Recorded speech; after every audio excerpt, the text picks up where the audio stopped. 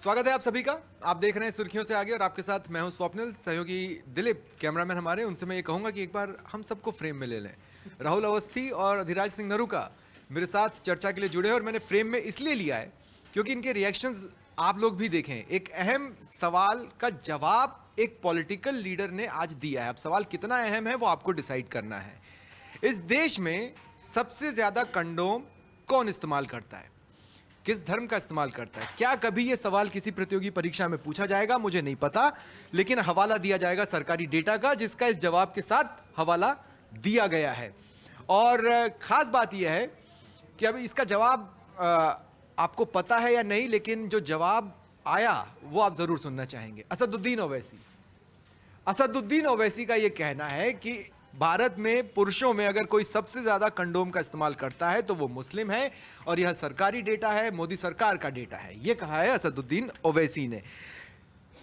सियासत को यह सवाल उठाना था, और क्यों उठाना था उसके लिए आपको ये दूसरे चरण के प्रचार का अंतिम वक्त आते आते, और तीसरे चरण का प्रचार जिस तरह से चल रहा है, आपको इसका जवाब इसमें मिल जाएगा। लेकिन पहले सवाल के औचित्य पर और जवाब के औचित्य पर तो बात नहीं की जा सकती, लेकिन टाइमिंग पर क्या बात होनी चाहिए? सवाल पे भी बात हो जानी चाहिए। अगर देखिए, मेरा मानना है करते हैं, हाँ करते हैं तो अच्छा है। हाँ, सेफ है, आप बीमारी से भी बच रहे हैं, पॉपुलेशन कंट्रोल में भी योगदान दे रहे हैं। इस विषय पे खुल के बात होनी चाहिए। और जैसा इसे लेकर के एक डिलेमा है समाज में, और इस पे बात करना कोई असहजता अगर समझता है तो नहीं होनी चाहिए।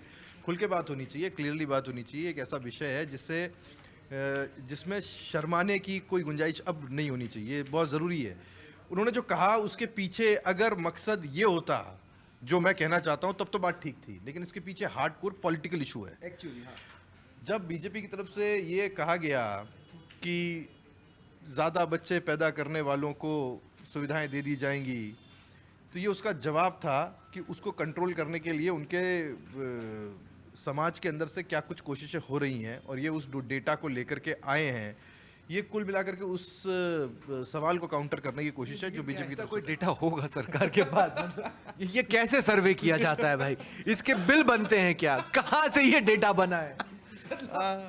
आप इस पे सर्वे कर सकते हैं पूछ करके कि क्या आप इस्तेमाल करते हैं या नहीं करते। कोई बोल दे हाँ करता हूँ, तो आप उस पर टिक कर दीजिए। इसकी कोई ऑथेंटिसिटी मुमकिन नहीं है। अच्छा, ऑथेंटिसिटी परिणामों से होती है, और जो परिणाम है वो अगर खिलाफ जाते हैं तो, और अगर संख्या ज़्यादा होती है तो फिर तो फिर नहीं करते हैं। कहने को कहते हैं करा, और रिजल्ट में वो नहीं आया, या फिर आप कह रहे हैं जिस प्रोडक्ट का इस्तेमाल कर रहे हैं वो प्रोडक्ट भी डिफेक्टिव हो सकता है। अगर कर भी रहे हैं तो उसके नतीजे सही नहीं है। एक एडवर्टाइजमेंट है ना कि आपके टूथपेस्ट में नमक है, तो क्या आपके इस्तेमाल किए जाने वाले कॉन्डोम का धार्मिक एंगल हो सकता है? ये क्या आपको लगता है कि ये जवाब उसी कड़ी में दिया गया है जो एकाएक धर्म वाली बात दूसरे और तीसरे चरण में हम बाढ़ की तरह सुन रहे हैं? देखिए, मैं जहाँ तक समझता हूँ कि ये पूरी तरीके से जिस तरीके की सियासत देश में चल रही है, एक आम मतदाता अपने आप को ठगा हुआ महसूस करता है जब इस तरीके की पॉलिटिकल पार्टीज़ के बड़े लीडर इस तरीके के बयान देते हैं। और आज आज़ादी के इतने सालों बाद भी अगर इन तमाम मुद्दों पर चुनाव लड़े जा रहे हैं तो ये गलत दिशा में चुनाव जा रहा है। मुद्दों पर चुनाव नहीं हो रहा है, विकास पर चुनाव नहीं हो रहा है, और इस तरीके के बयान किस हद तक नेता अपने बयानों से गिर रहे हैं, ये एक बड़ा चिंता का विषय है। लेकिन ये बात सही है कि पॉलिटिकली तरीके से दिया गया है। बैरिस्टर है असदुद्दीन ओवैसी, और वो इस बात को बखूबी समझते हैं, एक बहुत बड़े लॉयर हैं। लेकिन जब प्राइम मिनिस्टर नरेंद्र मोदी जिस तरीके का अपने राजस्थान से उन्होंने इस बात की कहा कि जो ज़्यादा बच्चे वाले हैं उनको सुविधाएं दे दी जाएगी, तो एक्शन का रिएक्शन होगा। और असदुद्दीन ओवैसी तो हमेशा अपने बयानों से लेकर सुर्खियों में रहे हैं, लेकिन इस बार कह सकते हैं कि जो शुरुआत बीजेपी ने की, तो उधर से तो मोर्चो ओवैसी को ही संभालना था। तमाम जो दूसरे दल हैं वो उनकी एक गाइडलाइन तय हो गई, कांग्रेस की पार्टी हो, सपा की हो, बसपा की हो, वो सॉफ्ट हिंदुत्व की तरफ आ रहे हैं। और मियाँ जी को तो राजनीति वही करनी है, उनको तो सीधे तौर पर मुस्लिमों की राजनीति करनी है, तो वो क्यों खुलकर नहीं बोलेंगे? वो हमेशा खुलकर बोलेंगे, उनकी राजनीति वहीं टिकी है।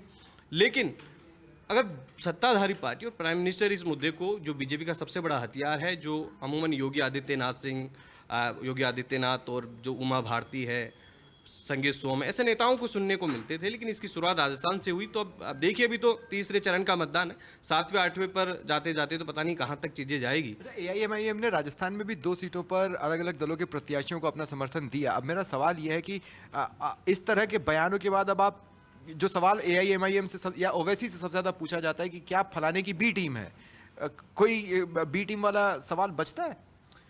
ये सही सवाल है आपका कि बी टीम को लेकर तमाम तरीके के सवाल खड़े करते रहे, लेकिन राजस्थान में इस बार असुद्दीन ओवैसी ने जिस तरीके के समर्थन दिया, वो कहीं ना कहीं वो अपने जो जिस तरीके का आरोप उन पर लगा वो उस पर एक सफाई थी।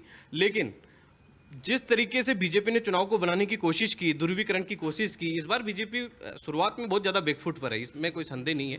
जातीय समीकरणों में और रिजर्वेशन और कॉन्स्टिट्यूशन के मामले में जिस तरीके से बैकफुट पर है कि तमाम बड़े नेताओं को आकर सफाई देनी पड़ रही है। लेकिन अगर मुस्लिम बाबर का बच्चा इस तरीके की शुरुआत की गई तो एक्शन का रिएक्शन, मैंने आपको कहा कि तमाम जो बड़ी पॉलिटिकल पार्टीज हैं विपक्षी, वो बीजेपी की रणनीति को अब समझ चुकी हैं, वो सॉफ्ट हिंदुत्व की तरफ जा रही है। तो मोर्चा कौन संभालेगा? जब असुद्दीन ओवैसी आक्रामक होंगे तो ऑटोमेटिक पॉलिटिकली फायदा। इस बयान से मतलब आप ये कह रहे हैं कि बी टीम वाला प्ले भी ये हो सकता है? मैं आपकी बात से बिल्कुल सहमत हूँ। क्यों हो सकता है? आप इस बयान को देखिए, ये आए बाएं साए हैं, इसका कोई मतलब नहीं है, कोई आधार नहीं है, कोई औचित्य भी नहीं था। शुरुआत में हाँ, आपने बिल्कुल सही कहा। लेकिन इस बयान से, इसको कहने भर से इस एक पोलराइजेशन होता है, एक ध्रुवीकरण होता है। वो बीजेपी की पॉलिटिक्स को सूट करता है, और न सिर्फ बीजेपी को सूट करता है, वो एआईएमआईएम को भी सूट करता है। वो जो ध्रुवीकरण है वो भारतीय जनता पार्टी के पक्ष में है। ऐसा नहीं है कि वो एआईएमआईएम केवल एआईएमआईएम पूरे देश में तो चुनाव लड़ नहीं रही, बाकी जगहों पर उसका स्टेक कितना है। लेकिन इस बयान के होने से देश के दूसरे भागों में भारतीय जनता पार्टी को फायदा हो सकता है, अगर आप उसको उस तरीके से लेते हुए वो भी उस पर काउंटर करना शुरू कर दें। तो ये जो बयान, जो कुछ भी कहा गया, ये बीजेपी के फायदे के लिए था। अगर कोई कहता है बी टीम है, बीजेपी हमेशा ऐसे मुद्दों का इंतजार करती है। आप मणिशंकर अय्यर को कह दीजिए, वो भी बी टीम थे, है ना। ऐसे बयान मिसिंग थे जो भारतीय जनता पार्टी कैच करके उसको चुनाव में एक बड़ा मुद्दा बना दे। एक बयान आया है, अब जितना खोद सकती है बीजेपी इसको खोदने की कोशिश करेगी। और इस टॉपिक को यहाँ रोकते हुए सिर्फ लास्ट में इतना ही कहूँगा कि ऐसा कोई डेटा है या नहीं, मेरी किसी जानकारी में नहीं है, और मैं इस पर आरटीआई करके पूछने वाला भी नहीं हूँ। और रही बात, अगर इस सवाल में वजन होगा तो कल को किसी प्रतियोगी परीक्षा में आ सकता है, तो उसका जवाब आपने आज सुर्खियों से आगे में सुन ही लिया है। बहरहाल मुस्लिमों को लुभाने की कोशिशें हो रही हैं। इसी कड़ी में एनडीए की ओर से चंद्रबाबू नायडू ने एक ऐलान किया है। चंद्रबाबू नायडू ने कहा कि अगर एनडीए की सरकार बनी तो हज यात्रा के लिए मुस्लिमों को 1 लाख रुपए देंगे। ये एनडीए की तरफ से कहा गया है, जबकि एनडीए का घोषणा पत्र आ चुका है, उसमें मुझे नहीं लगता कि इस बात का कोई उल्लेख रहा होगा। लेकिन ये मोदी स्टाइल ऑफ फंक्शनिंग भी नहीं है जो चंद्रबाबू नायडू कह के चले गए। देखिए, बीजेपी का घोषणा पत्र अलग है, और इंडिया गठबंधन की तरह एनडीए ने कोई अपना सामूहिक या ऐसा कोई घोषणा पत्र जारी नहीं किया। बीजेपी ने अपना घोषणा पत्र जारी किया है और कांग्रेस ने अपना अलग जारी किया, लेकिन उन्होंने गठबंधन का भी एक सामूहिक घोषणा पत्र जारी किया है कि गठबंधन की अगर सरकार बनती है तो। हालांकि उनमें सबके इश्यूज अलग अलग हैं, लेकिन चंद्रबाबू नायडू वहाँ की पॉलिटिक्स कर रहे हैं। और वो जब बीजेपी में मोदी सरकार के साथ थे और फिर वापस छोड़ कर गए, तो साउथ में जिस तरीके की पॉपुलेशन है जो वहाँ पर मुस्लिम वोट काफ़ी कुछ तय करते हैं, तो ऐसी स्थिति में अपनी अपनी एक पॉलिटिक्स है, वो उनका एक सॉफ्ट रवैया रहा है, वो हिंदुत्व के पॉलिटिक्स नहीं करते हैं। और साउथ में ये बहुत ज़्यादा हिंदू मुस्लिम नहीं चलता। अगर आप ओबीसी फैक्टर को निकाल दें हैदराबाद से, तो बाकी जगह ये चीज़ें इफेक्ट नहीं करती है। इसलिए चंद्रबाबू नायडू चाहते हैं कि वो बहुत ज़्यादा हार्ड हिंदुत्व की पॉलिटिक्स नहीं करके, जो उनकी एक परंपरा रही है वहाँ साउथ की, उस लहजे से कह सकते उस तरीके से उन मतदाताओं को साधने की कोशिश में, जुगत में है, ताकि उनको किसी तरीके का कोई नुकसान वहाँ पर नहीं हो। नरेंद्र मोदी की स्टाइल ऑफ फंक्शनिंग में ऐसे ही किसी को कुछ भी दे देना नहीं होता है। मेरे कहने का मतलब यह है कि बेरोजगारी भत्ता जैसे कॉन्सेप्ट से वो अपने आप को कोसों दूर रखते हैं। आप हज यात्रा पर जाने वालों को 1 लाख रुपए देंगे, ये मोदी स्टाइल ऑफ फंक्शनिंग नहीं है। वो चाहते हैं कि आप अपनी चीज़ों को अर्न करें और फिर उस पर रहें। आपके अंदर आत्मसम्मान, आत्मनिर्भर वाले फैक्टर पर वो ज़्यादा चलते हैं। एनडीए की तरफ से चंद्रबाबू नायडू ने अनाउंस किया है। मेरा सवाल फिर भी वही बना हुआ है कि क्या वो मोदी स्टाइल ऑफ फंक्शनिंग होगा या वक्त की ज़रूरत? मोदी स्टाइल ऑफ फंक्शनिंग आपने बिल्कुल सही कहा। ये है कि आप जब मुफ्त बिजली का भी ऐलान करते हैं, तब भी आप कहते हैं कि आप सोलर पैनल लगवाओ और उससे जो फायदा होगा उसके बाद में वो आपको मुफ्त बिजली प्रदान करेगा। हमारी कोशिश ये है कि आपको सोलर पैनल में सब्सिडी दें, मुफ्त बिजली नहीं दें। आपने बिल्कुल सही कहा, मोदी की स्टाइल ऑफ वर्किंग वो नहीं है। लेकिन चुनावों के बीच में कुछ राजनीतिक मजबूरियां भी होती है। चंद्रबाबू नायडू जिस क्षेत्र में चुनाव लड़ते आए हैं या उनकी पार्टी लड़ती आई है, और वो जिस कहना चाहिए जिस स्थिति में अभी सत्ता से बाहर है लंबे अरसे से, वो चाहते हैं कि किसी ना किसी तरीके से उस वोटर को अपनी तरफ खींचा जाए जो बीजेपी आकर्षित नहीं कर सकती। बीजेपी देश में कहीं भी उस वोटर के लिए पहली चॉइस नहीं हो सकती, लेकिन आंध्र प्रदेश में अगर उस वोटर को अपनी तरफ करना है तो कुछ ना कुछ ऐसा कहना पड़ेगा।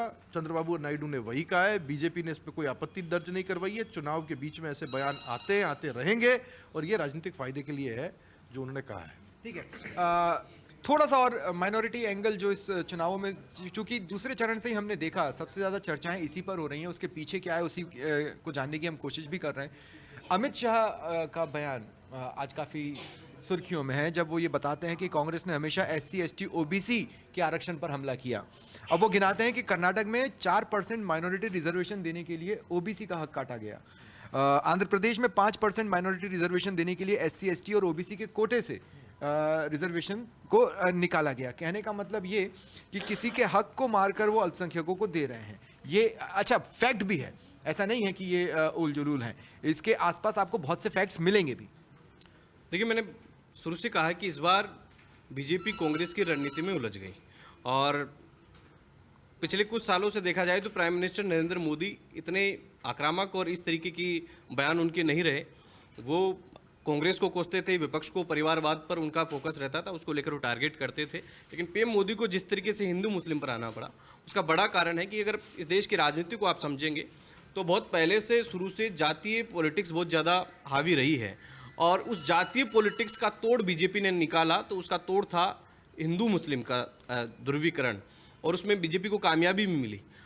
जिस तरीके से उत्तर भारत हिंदी पट्टी में जातीय समीकरणों में बीजेपी उलझती नजर आई, और वोट जो कहा जाता है मार्शल कौम राजपूत, वो नाराज नजर आए, और जाट जो पश्चिमी उत्तर प्रदेश से लेकर कई राज्यों में, राजस्थान में भी उनका पूरा झुकाव बीजेपी की तरफ रहता था। राजस्थान में 7 जाट जीत कर जाते थे। शेखावटी जैसा हार्ड इलाका था, वहाँ पर कांग्रेस मजबूत थी, उसके बावजूद वहाँ बीजेपी लगातार चुनाव जीत रही थी। लेकिन इस बार जब रिपोर्ट आई, इंटरनल रिपोर्ट आई, और इंटेलिजेंसी की रिपोर्ट इस बात को साबित करती है, हम फील्ड के लोग हैं, आप भी समझते हैं, जिस तरह की खबरें आ रही है कि जातीय समीकरणों में उलझ गई, और उसका एक ही तोड़ था कि अगर विपक्ष तमाम पार्टियां जातीय समीकरणों पर खेल रही है और आरक्षण, देखिए मैं अभी भी कह रहा हूं, इस बार का जो चुनाव तय होगा वो ST SC वोटर्स तय करेंगे। वो पूरी तरीके से साइलेंट है, लेकिन उसका इफेक्ट किस तरीके से है, आखिर क्या कारण है नरेंद्र मोदी और अमित शाह को बार बार ये आकर कहना पड़ रहा है कि आरक्षण खत्म नहीं होगा, आरक्षण को अल्पसंख्यकों को देना चाहती थी कांग्रेस, तो वो बैकफुट पर है।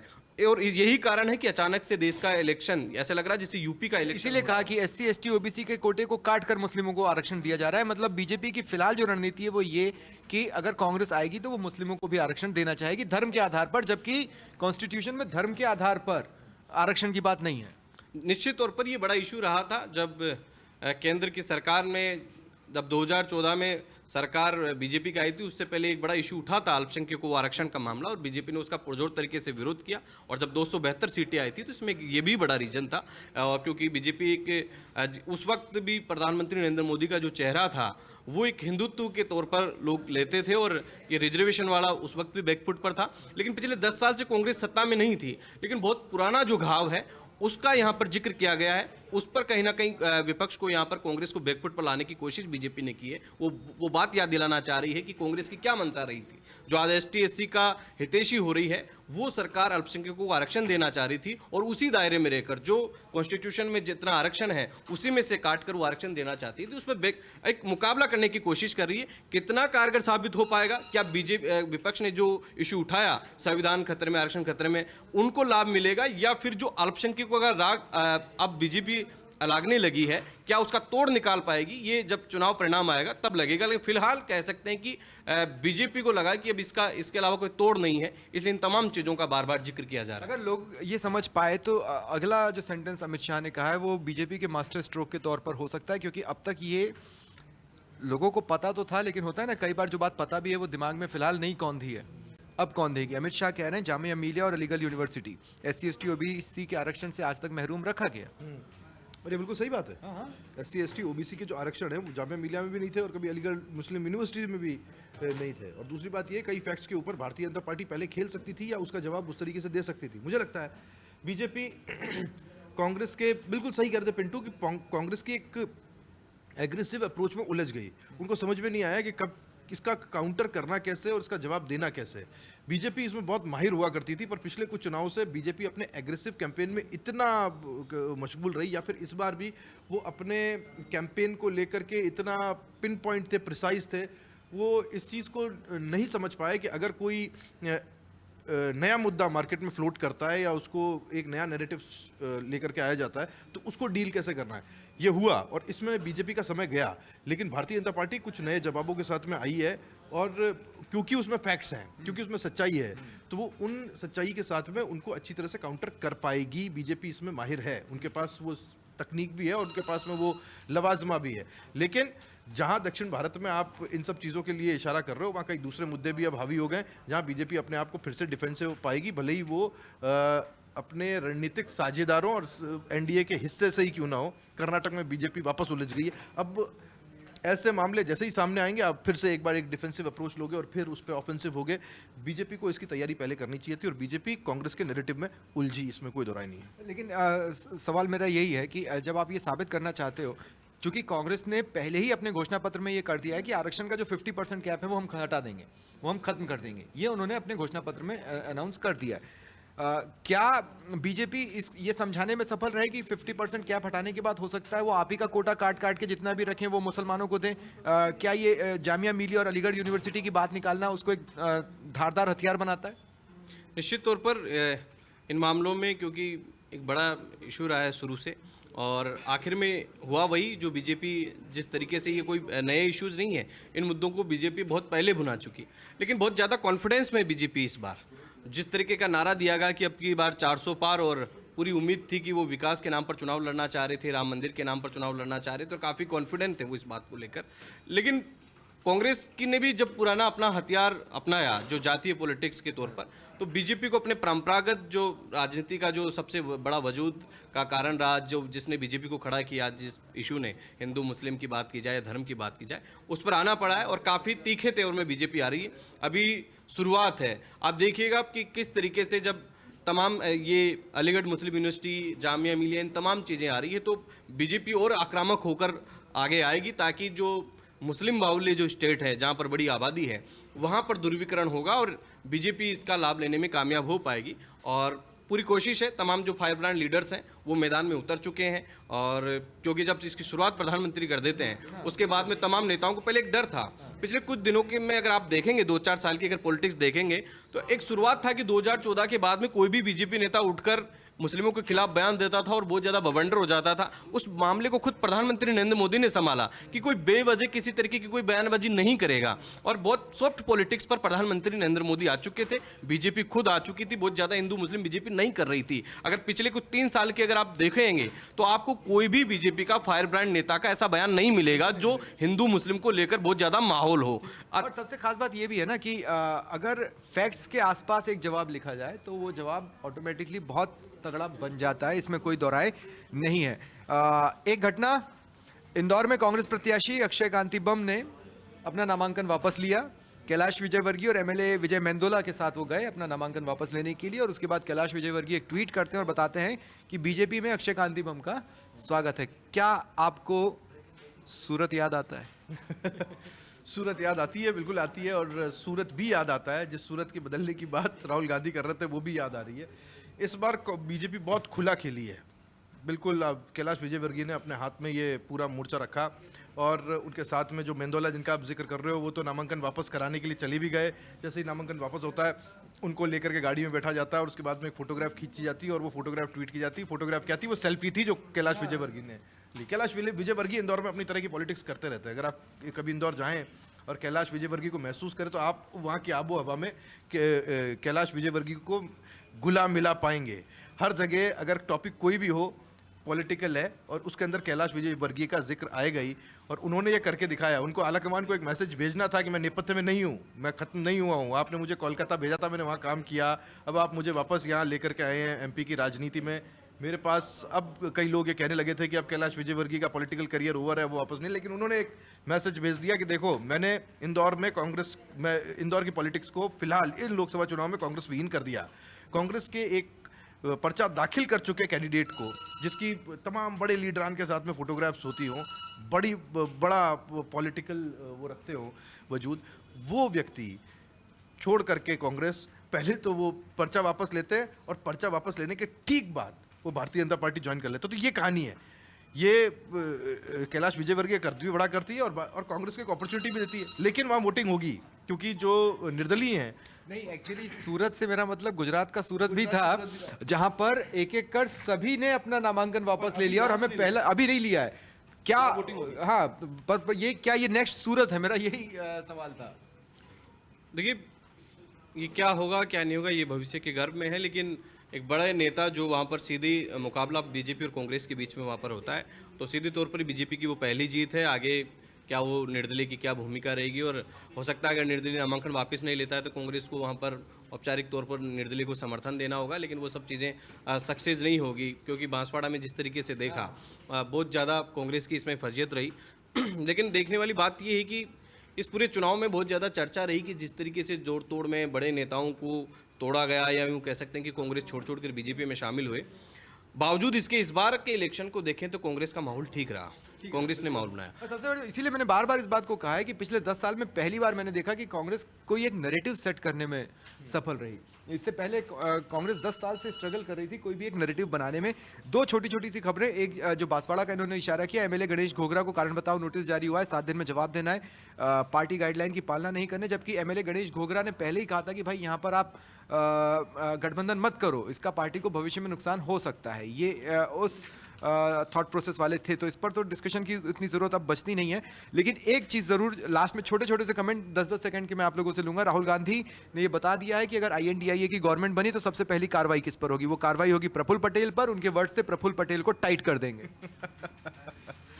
वेंडिटा पॉलिटिक्स, और ये कहना मैं उचित नहीं मानता हूँ। अगर करना होता तो बिना बोले करते ज़्यादा अच्छा है। अब वो करेंगे तो उसके ऊपर उनके ऊपर आरोप लगेंगे। अगर में भी मगर ये है कि अगर वो सत्ता में आते हैं तो उसके बाद में वो कार्रवाई कर। पर हाँ, ये अपने कार्यकर्ताओं में जोश भरने की एक बात होती है। अपने कई सहयोगी हैं, खासतौर पर शरद पवार, उनको कॉन्फिडेंस में लेने की बात है। ये सब बातें कहना मेरे ख्याल से राहुल गांधी थोड़ा सीख रहे हैं, और वो बहुत ज़्यादा फैक्ट्स में ना उलझते हुए गेंद को दूसरे पाले में फेंकना सीख रहे हैं। यही कांग्रेस की इस चुनाव में अप्रोच मुझे दिखाई देती है, वो कांग्रेस को फायदा भी देती है। राहुल सीख रहे हैं अभी भी, हालांकि हाँ बिल्कुल, क्योंकि जिस तरीके के हालात बने हैं और कांग्रेस ने इन बातों को, इन मुद्दों को भुनाने की कोशिश की। इस बार बीजेपी पर ये सवाल खड़े हुए कि वॉशिंग मशीन का बार बार जिक्र होता है।